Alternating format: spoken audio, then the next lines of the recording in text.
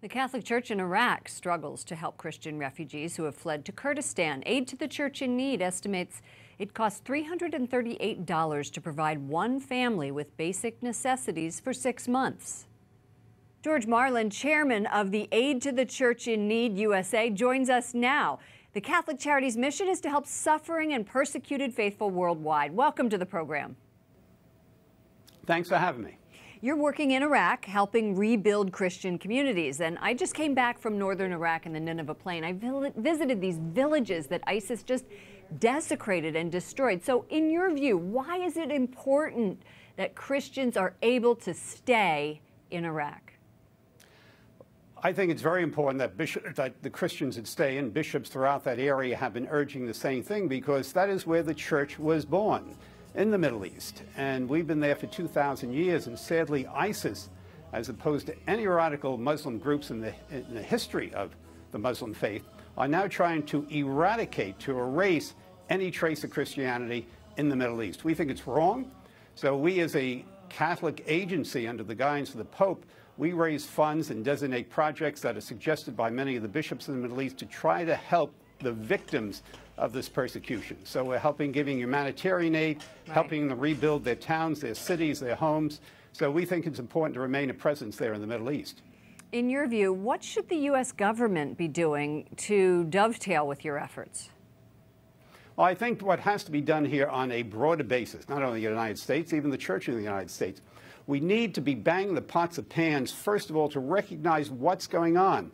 We have people on the ground. I see and read about horror stories all the time that we don't read in the New York Times. You know, the United States government said, yes, there's genocide going on, finally admitted to at the end of the Obama administration, but very little has been done on behalf of this nation or the Western nations. They constantly keep their heads in the ground. So it's been a great tragedy that the West has ignored what's going on. So I'm hoping the new administration in Washington recognizes this.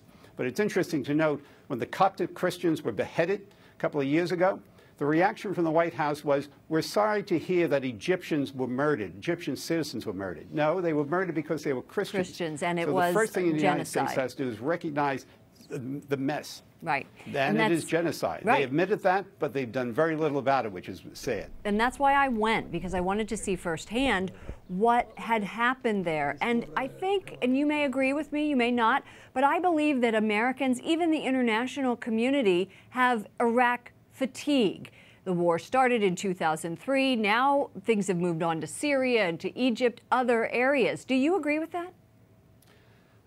No, I think their head has been in the sand for a long time about the tragedies going over there. It's very sad that the West ignores Christian persecutions. It's very sad that they're doing as little as possible. None of the international aid that goes over there goes to Christians. It goes to refugee camps where there are Muslims alone, because Christians are afraid to go there because their lives could be endangered. So I don't think it's fatigue.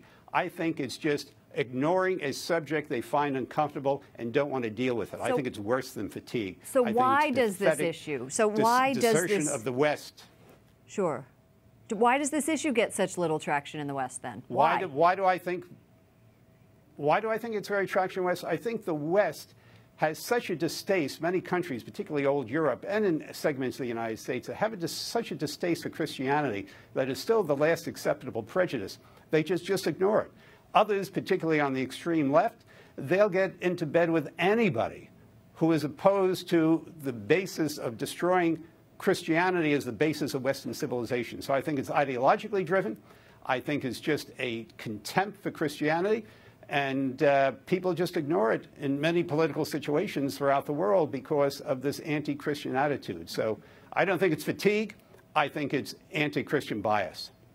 George Marlin, chairman of Aid to the Church in Need USA. Thank you so much for joining us. Thank you.